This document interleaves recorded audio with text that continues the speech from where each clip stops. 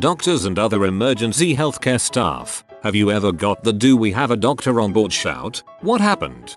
I was 19 and had just gotten my EMT. I was flying alone, and my dad had used his extra miles to upgrade my seat, which included a pass to the club lounge at the airport. Being in a country without a drinking age, I spent my 2-hour layover pounding Johnny Walker and Cokes before stumbling down the gateway to catch my flight. Once I realized the drinks on the plane were complimentary too, I started chugging wine as fast as the flight attendants would refill my glass, eventually passing out watching the Titanic. I woke up to the PA system asking, "If there is a doctor or an EMT on board, please identify yourself to a crew member." Oh boy, someone must be in trouble. I should see if I can help. I realized that someone was me when a flight attendant slipped an oxygen mask on my face. Apparently, I'd gotten up to go to the bathroom and passed out in the aisle. After I identified myself as the EMT, they laughed, gave me some orange juice, and put me back in my seat where I slept the rest of the flight and got to go through customs just as the hangover hit. A case of physician, heal thyself. My spouse is a physician. She got that call once on a plane. Luckily, it was to one of her conferences, and a bunch of her colleagues were there and much more eager. She did have to step up a few years back when we watched a truck fly by us on an icy highway, spin out in a bridge, and eject the driver through a door that popped open as it rolled. She was literally holding this guy's skull together with her hands as she directed me, a nurse who stopped, and eventually emergency personnel. When she got back to our car covered in blood 30 minutes later, she told me frankly the odds of survival for the driver were minimal, though the only newspaper story I could find indicated he made it at least 24 more hours. She had to toss those clothes and clean off in a McDonald's restroom as we were heading to another flight. Luckily, that SAR and airline staff didn't catch that her hair and shoes were encrusted with blood.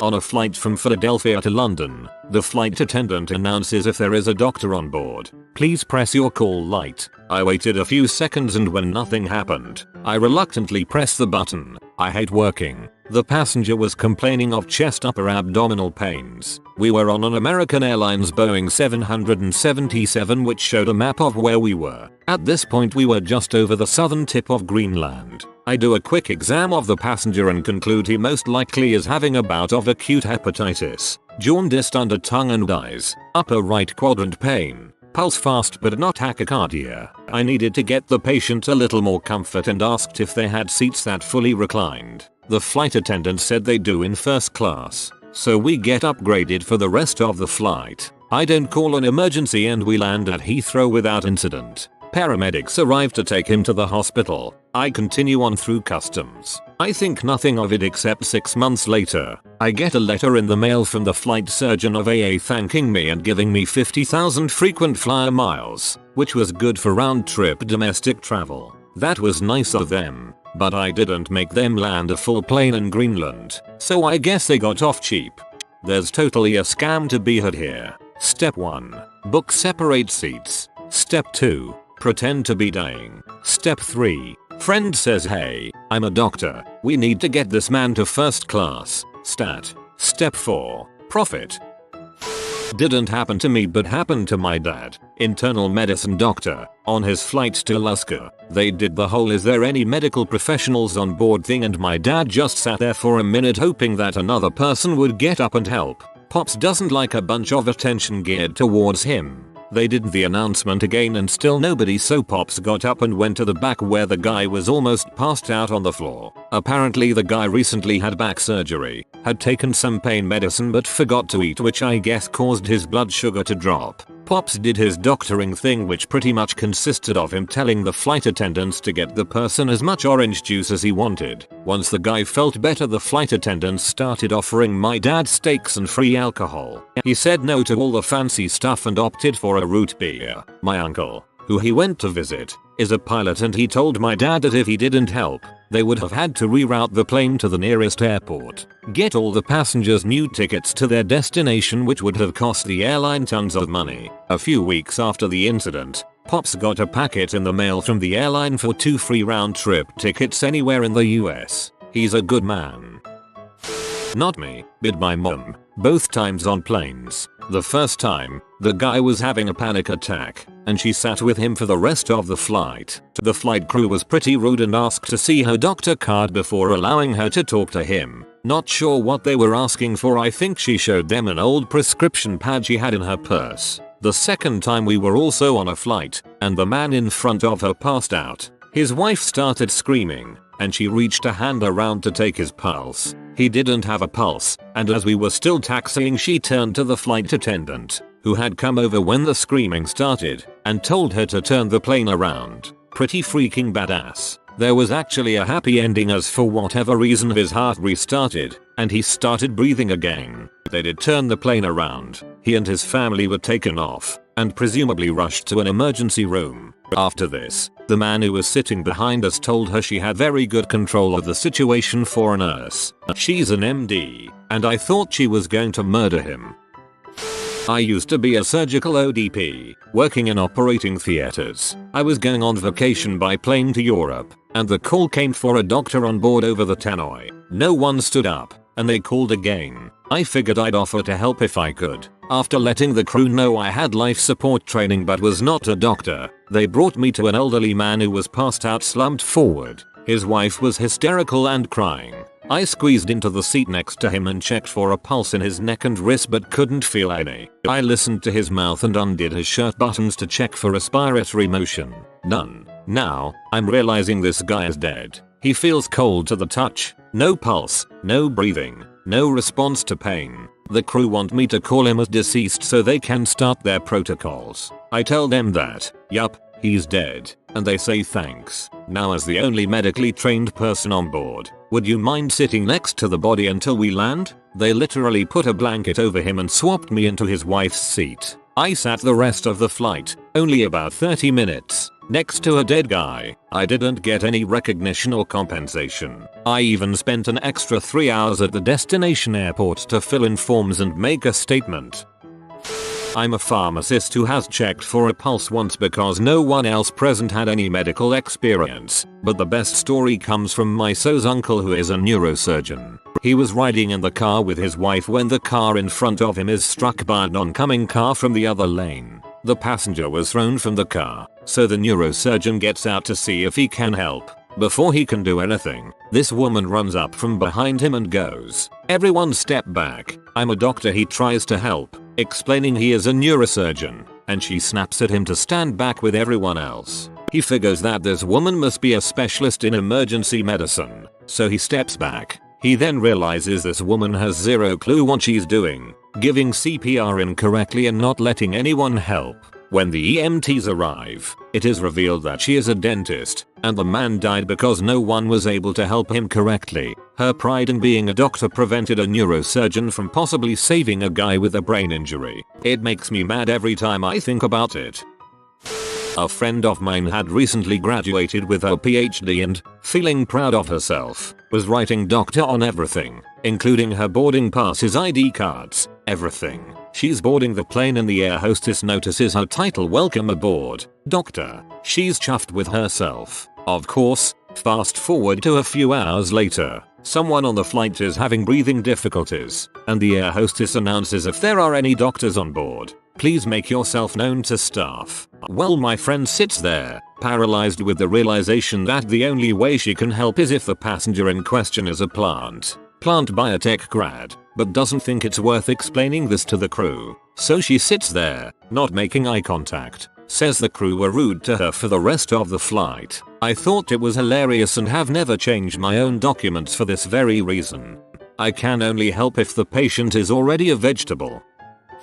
I'm a dentist, so I ran over and gave the lady a quick dental exam. Some areas of gingivitis, probably needs to floss more often.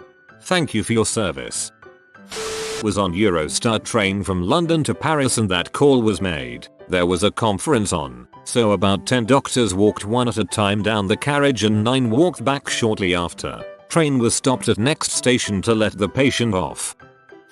My sil is a nurse. She had to help out once when a diabetic who wasn't monitoring his blood sugar passed out. She gave him some OJ and some pretzels, and just kept an eye on him until we landed and paramedics met us at the gate. The flight crew was really grateful and gave her a couple bottles of wine. Full bottles. I think they were selling them from a catalog, or maybe they were for first class passengers, and some other little things as a thank you. It's pretty well recorded that one of the bombs that went off during the 7th of July London bombing went off on a bus outside the British Medical Association offices. There was an emergency medical conference happening that day and pretty much everyone in the UK that you'd want at an emergency like that was there. Yup, was the Russell Square bomb. The conference was, if I recall correctly from the news reports, basically all the senior emergency trauma surgeons in the UK. There was some estimate that 5x as many people ultimately survived that explosion because they were attended to by the best emergency surgeons in the UK within a couple of minutes of it happening. My mom is a nurse, best one around, but I may be biased, and I've seen her in several emergency situations. It seems like she's always around when something like this happens. I think the worst one I've watched was on vacation. We were at a beach in NC and out of nowhere we just hear screaming for help. Apparently an older gentleman had a heart attack in the water, fell, and was getting pummeled by waves while unconscious. Mom pulled him out and started CPR until paramedics got there. Nothing too crazy, but it was still kind of cool to watch my mom go from, well, mom to nurse. She also stabilized my arm when I had a compound open fracture, helped a choking man at a Chinese restaurant, stopped for wrecks, helped people that have fainted, etc. Love that woman. Actually quite ironic, I was in the finance and accounting department of the hospital that I work at and one of the accountants started choking. The employees started freaking out and had no idea what to do. Regardless of where you work in a hospital, we all go through the same HR training and they teach us all basic first aid in case something like this happens. Everyone was panicking and someone finally screamed, "Is anyone a doctor?" I literally just shook my head because we work in a hospital and no one knew the Heimlich maneuver. So I pushed everyone away, performed Heimlich maneuver, and a bone from a chicken wing split up from her throat and she was gasping for air. I got her water and did some other things to make sure she was okay. Once her face finally returned to a more normal color, I said she was fine and everyone should sign up for the basic first aid class HR was holding in 2 weeks. Happened to my dad during our last vacations. We were on the plane on our way to Martinique for some holidays when a woman passed out. The staff asked for a doctor, and my dad is a fireman so he got up. Wasn't a big deal. The woman just passed out for 5 minutes and was really cold, so after he helped her and ensured everything was okay, he was able to go back to his seat. Shortly before the plane landed, a member of the staff offered to my dad a bottle of tea punch, typical alcohol from Martinique. He refused, but the lady insisted, so he took it. She said that most of the time the staff had to deal with these issues alone and it was rare that someone actually offered to help. I was returning for my second year of medical school and a flight attendant came on the PA asking if there was a doctor on board. Since I was only a student, I sat in my place. A few minutes later, the request was asked again and I thought that I should at least see what can be done. I told a flight attendant that I was only a student and going into my second year, and the flight attendant took me to the business class where a woman had passed out and was slowly regaining consciousness. Inside, I was thinking, holy crap, I haven't even seen a patient yet and here I am having to take care of one. The woman just had a falling spell and had hit her head. A few moments later, a doctor showed up and told me to check her eyes to look for signs of a concussion, get her pulse, talk to her, and administer oxygen. He did the paperwork. A few minutes later, the woman was able to get up and go back to her seat and the doctor said I wasn't needed anymore. The woman was fine. No concussion. Very responsive. Pulse was a little on the low side. After landing at our destination, she was taken to a hospital for further examination and I caught my connecting flight. I was flying back from a conference in Hawaii and there must have been a dozen or so other people from the conference on my flights back. I was 3 or 4 Jack Gingers deep when someone passed out by the bathroom and the "We need a doctor" shout went out. I stood up and turned around and saw at least 10 others standing, so I sat back down and continued my drinking and binge watching. I have seen a few car accidents happen in front of me that I've pulled over and helped out at. Also, I found a dead body once in some bushes in the middle of winter. He was frozen solid so there wasn't much I could do. I'm a medic and was flying back to Germany after doing a mission elsewhere and was in civilians on the plane. I got seated in the back of the plane next to some Russians who just before takeoff had their bottles of vodka and whiskey confiscated cause they were chugging them. Shortly after takeoff, the Russian woman stood up and walked towards the lavatory and just collapsed. I jumped out of my seat and so did her boyfriend? Male friend, I'm not sure. I did basic stuff, made sure she was breathing and took a pulse, and her male friend sees me doing this and starts checking her radial pulse. Or so I thought until I noticed he was checking on the wrong side. The flight attendant started to talking to him in Russian and she informed me that he said he was a doctor and that I should return to my seat. So I do, and lo and behold 5 minutes later she's barely conscious and he's attempting to stand her up and she falls unconscious again, hitting her head on the way down. The Russian friend starts freaking out and confesses to the flight attendant that he wasn't actually a doctor, so she comes and gets me. I tell her to tell him not to lie next time and she makes him go back to his seat. Long story short, she was drunk as crap for the first time on a flight and the altitude combined with alcohol made her pass out. I've been a lifeguard for quite a few years. Where I'm from, lifeguards are basically trained as water EMTs, so we have heavy emergency care training. I was writing an exam in a university class a few years ago when a girl immediately stood up and staggered out of the room. Prof followed her and then started screaming for help from the hallway, so out I went. Girl was having a grand mal seizure. Got an exemption from the exam for taking care of this girl. When I was younger, my mom and I were on a flight from NY to Manila, Philippines, to visit family. She's a nurse. We're about 8 hours into the flight, somewhere over the northern Pacific Ocean after passing through Canada and Alaska. The flight would then go over the ocean for a bit, head for the Asian coast and land in Hong Kong. OFA comes over the PA system and asks for medical personnel. Apparently in a flight of over 450 people, my mom was the only medical person on board. She volunteers her services and discovers that a woman in first class passed out. At first, there's fear that she had a heart attack, stroke, cardiac arrest, etc. And we would have to head back to Alaska. Turns out her sugar was super low, so my mom woke her up by splashing her face with a bit of water and giving her the pill she needed plus some orange juice. After the flight, they talked in the airport and became friends. They still talk to this day. Oh, and we also got a ton of sky miles, enough to get us a ticket from Manila to NY for less than 20 bucks.